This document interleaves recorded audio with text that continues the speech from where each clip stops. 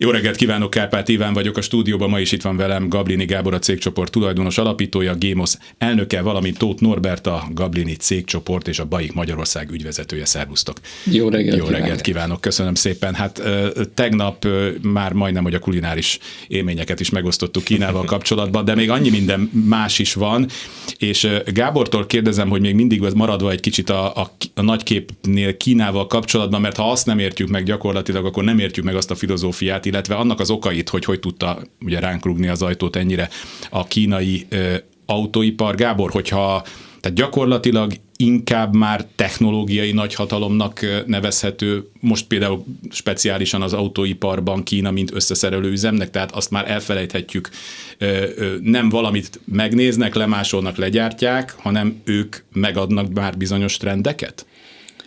Óriásit változott a világ, az elmúlt 100 évben az autóiparban nem volt ekkora változás, és ennek döntő része az, hogy Kína és egyébként egész Ázsia átvette az irányító szerepet, mert ugye a nyugat kicsikét belefásult, mert úgy gondolta, hogy ez az előny az örökké tart, mi, amit csinálunk, az jó, mi nem akarunk elektromos autóval foglalkozni, mert abban nincs akkora haszon, hanem mi a belső égési toljuk, ameddig csak lehet.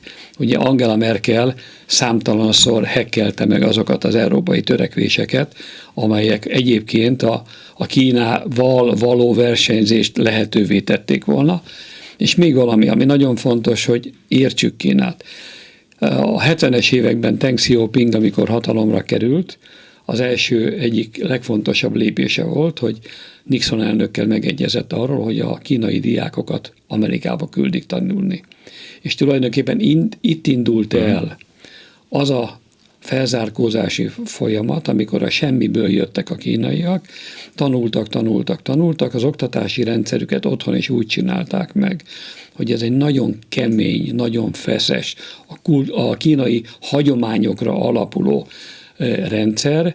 Ezzel viszont mára elértek oda, hogy az éves mérnök, aki végez, az több mint 10 millió Kínában, több mint a világ többi részén együttvéve.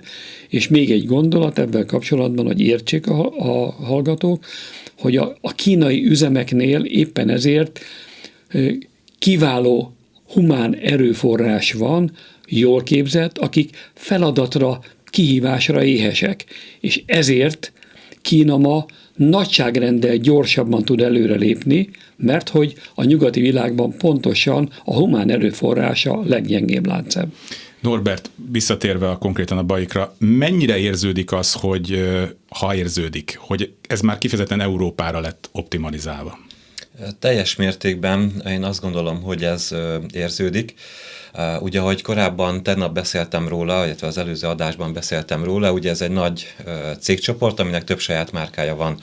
Ezen kívül viszont Kínában a Mercedesnek gyártják a Mercedeseket, tehát ebben a gyárban is jártunk, illetve a Hyundai-jal is van egy közös együttműködésünk, és a Hyundai-t is gyártják, illetve különböző technológiában együtt működnek. Tehát azért én azt gondolom, hogy itt az európai összefonódás már minden téren jelentkezik, és épp úgy, ahogy Kínának esetleg szükség van európai tapasztalatokra, azért az európaiaknak is szüksége van az ottani kínai erőre, illetve ahogy a Gablin úr említette arra a szaktudásra, illetve automatizációra, AI által generált automatizációra, ami ott az van. Az AI-ról majd akkor külön beszéljünk is. Oké, rendben, akkor ezt egy következőleg, igen. Mi a legnagyobb kihívás Magyarországon? Ismertség, bizalom? Vagy most már azért összeadódik az, amit az emberek úgy általában a kínai autókról gondolnak, meg tudnak, vagy azért ezt még mindig meg kell alapozni, és akkor most kérdezlek téged, mint ugye importőrt is. Igen, én azt gondolom, hogy ismertséget hirdetésekkel, sok pénzzel, reklámokkal lehet vásárolni, viszont ugye az nem egyenes arányba jön a bizalommal is, tehát nekünk a bizalomépítés az egy eszméletlen fontos szerepe a márkának az építésére, úgyhogy nyilvánvalóan nekünk az a célunk, hogy minden embert be tudjunk, illetve a legtöbb embert be tudjuk a kereskedésekben majd hozni azért, hogy próbálják ki ezt az autót, és ne előre ítéljenek. Azt látom, hogy azért elég sok ember fejében még mindig az van, hogy a kínai az kicsi, olcsó, 1500 forint, pedig, ahogy Gabi is említette, ez már rég nem így van. Tehát ezek az autók, amik ide Európába jönnek, sőt van is ilyen pletyka Kínában, hogy egyébként még sokkal nagyobb minőségben is gyártják az európai autókat, azért, mert hogy nem szeretnének, hogy itt kínai, a régi rossz értelmében vett kínainak azonosítsák az autókat, tehát hogy ide még Európára még jobb minőségűeket gyártanak. És még a kérdésre visszatéve, ugye a BJ és X line-up van, a BJ inkább az offroad, az X pedig az SUV, városi SUV, és például ez a line-up Ázsiában nem is létezik, tehát ez az, amit inkább Európába hoztak, mert ugye ezt látják, hogy az európai szemnek még ez egy barátságosabb útvonal. Majd folytassuk innen. Köszönöm szépen Gablini Gábornak és Tóth Norbertnek, hogy ma reggel is itt voltak velünk. Én is köszönöm. Köszönjük.